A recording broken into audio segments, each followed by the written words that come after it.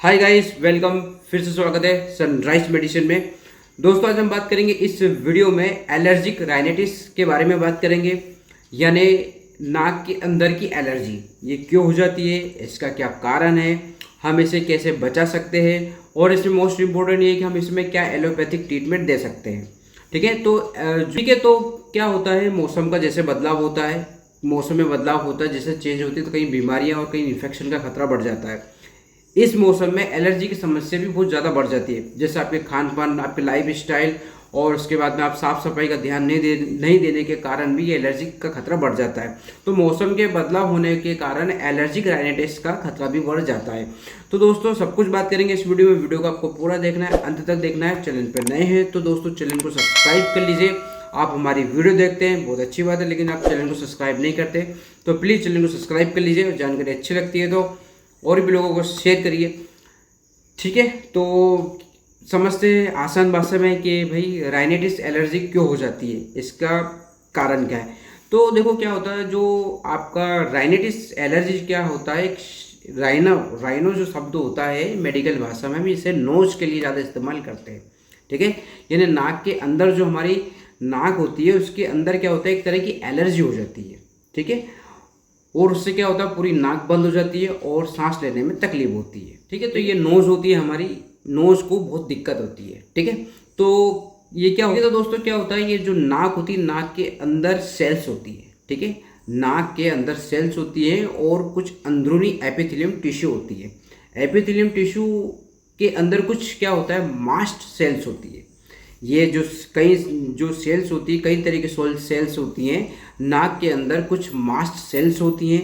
ठीक है, ये सेल्स पर साइटोकिन पाए जाते हैं। ठीक है, तो ये साइटोकिन क्या काम करता है दोस्तों, ये म्यूकस का सिक्रेशन करता है। यानी नाक जब हमारी बंद हो जाती है तो ये जब ज़्यादा सिक्रेशन करेगा, साइटोकिन जब ये बहुत ज़्यादा काम करेगा तो म्यूकस का सिक्रेशन बहुत ज़्यादा होगा, तो नाक बंद होने के समस्या देखने को मिलती है। कई बार आपने देखा होगा सर्दियों में कि नाक बहती है, रनिंग नोज हो जाता है, सर्दी हो जाती है, एलर्जी के कारण मास्ट सेल्स क्या बहुत ज़्यादा सिक्रेशन हो जाती है, उसका म्यूकस क्या होता है बहुत ज़्यादा बनने लगता है एलर्जी। तो जिससे क्या होता है, मास्ट सेल्स पर डायरेक्ट इफेक्ट करती है। तो नाक के अंदर जो नाक के अंदर एपिथेलियम टिश्यू जो होते हैं वो बहुत ही ज़्यादा इफेक्ट हो जाते हैं। उसके बाद में इफेक्ट होने के साथ साथ जो कमज़ोर भी हो जाते हैं, जिसकी वजह से क्या होता है, म्यूकस का सिक्रेशन बहुत ज़्यादा होता है, जिससे नाक क्या होती है, बिल्कुल पूरी तरह बंद हो जाती है। नाक के अंदर का म्यूकस बहुत सेंसिटिविटी होता है, तो जिसकी वजह से क्या है, बंद हो जाता है।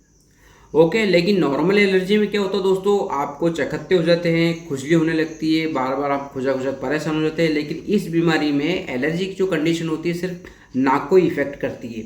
तो नाक से क्या क्या कनेक्ट होता है, हमारा कान और उसके बाद हमारी आँख भी कनेक्टेड होती है, क्योंकि जो आँख के ऊपर जो होता है क्रिमिनल ग्लैंड होती है, ये ग्लैंड क्या होती है, आंसू निकालने का काम करती है। ठीक है ना, ये आंसू जो हमारे निकालने का काम करती है। ठीक है, तो जब भी नाक को समस्या आएगी तो आंखों से आंसू भी आएंगे। ठीक है, तो उसके बाद में जो स्ट्रेस डेक ग्लैंड होती है ये कान तक जाती है। कई बार क्या होता है, हमारी जो कान होता है, जो कान की जो ग्रंथि होती है उसमें क्या होता है, एक्स्ट्रा साउंड को ऑब्जर्व करके हमारी नाक से निकाला जाता है। तो ये मुंह से भी निकाला जा सकता है, तो एक नेचुरल प्रोसेस है। तो अगर आपको नाक में एलर्जी हुई है तो कान और नाक, आँख और कान, नाक को भी दोनों को दर्द होगा, ये भी इसकी प्रॉब्लम, ये इफेक्ट होते हैं। ठीक है, अब जान लेते इसके कारण, ये एलर्जी होती क्यों है। ठीक है, तो दोस्तों ये जो एलर्जी होती है किसी भी चीज़ से हो सकती है, पौधे या फूल के पराग, पालतू जानवरों से भी हो सकती है, डैंड्रॉप, धूल मिट्टी के मौजूद कण से भी हो सकते हैं, मौसम में अचानक बदलाव के कारण भी हो सकता है, बिस्तर में जो छिपी धूल होती है वो धूल आपको नाक के ध्रुव आप अंदर ले लेते, सांस जब लेते तो अंदर चला जाता, तो उसके कारण भी ये एलर्जी हो जाती है। तो आपको धूल मिट्टी, धुएं, ये इन कंडीशनों में आप जाओगे तो बार बार आपको छींकें आने लगेगी और ये एलर्जी बढ़ती जाएगी। ठीक है, और उसके बाद में नाक में दर्द होने लगेगा, इतना दर्द होने लगेगा कि आप बर्दाश्त नहीं कर पाओगे, नाक सूज जाएगी, जिसके कारण आपकी आंखों से भी आंसू आ सकते हैं। और ये दर्द जो होते हैं बिल्कुल पूरी तरह एक तरह का इफेक्ट करने लगता है। ठीक है, अब जान लेते हैं मोस्ट इम्पोर्टेंट इसमें लक्षण, क्या क्या लक्षण दिखने को होंगे।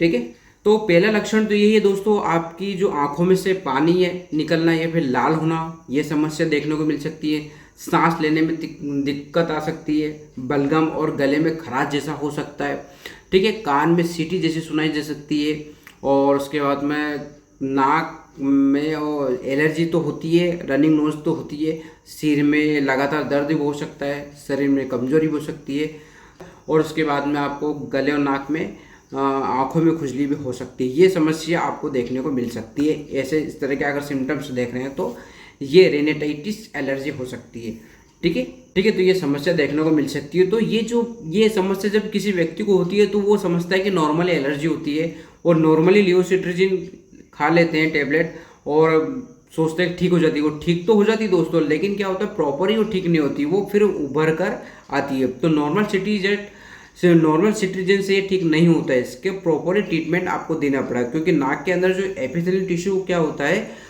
वो बहुत ज़्यादा इफेक्ट होता है, जिसकी वजह से म्यूकस जो होता है सिक्रेशन ज़्यादा करता है, और नाक बिल्कुल बंद हो जाती है इसमें, ठीक है, ठीक है। अब बात करेंगे इसका डायग्नोसिस क्या करेंगे, कैसे पहचानेंगे इसको। तो इसमें क्या होता है दोस्तों, एक ब्लड टेस्ट लिखते हैं, सीबीसी एक ब्लड टेस्ट होता है, ठीक है।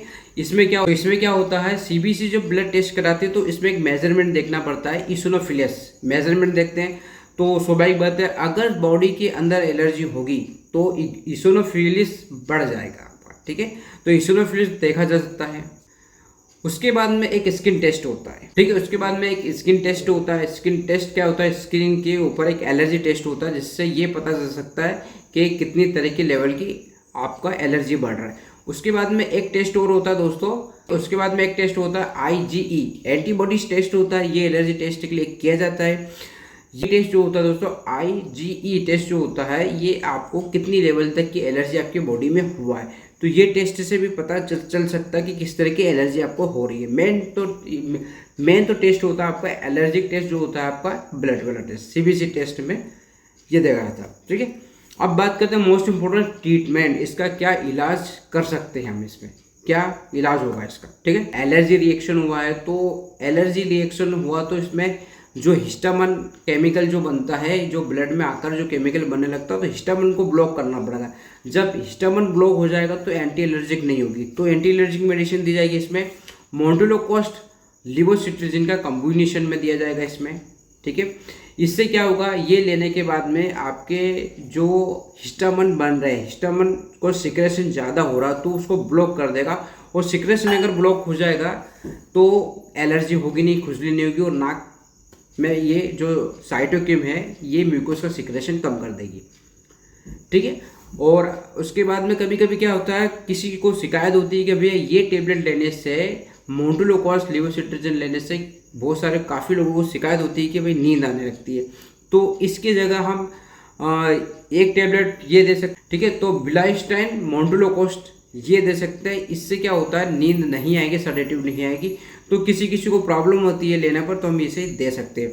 तो ये एक टाइम लेना है आपको, सुबह शाम करीब आप ले सकते हो, 10 दिन इसे समथिंग ले सकते हो एक टाइम आपको, ठीक है।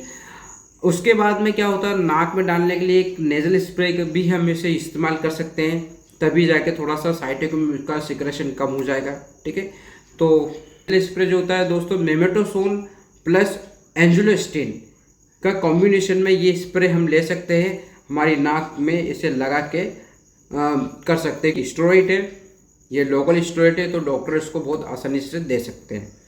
उसके बाद में फिर पेशेंट को जिस तरह का वीकनेस वगैरह चल रही है तो हम इसे मल्टीविटामिन वगैरह के टैबलेट वगैरह दे सकते हैं, तो ये भी ठीक हो जाएगा, ठीक है। तो आई होप दोस्तों जानकारी अच्छी लगी हो तो लाइक कर दीजिए, चैनल पर नए हैं तो प्लीज़ सब्सक्राइब कर दीजिए। फिर मिलते हैं नए वीडियो के साथ, एक नए टॉपिक के साथ, तब तक ले जय हिंद।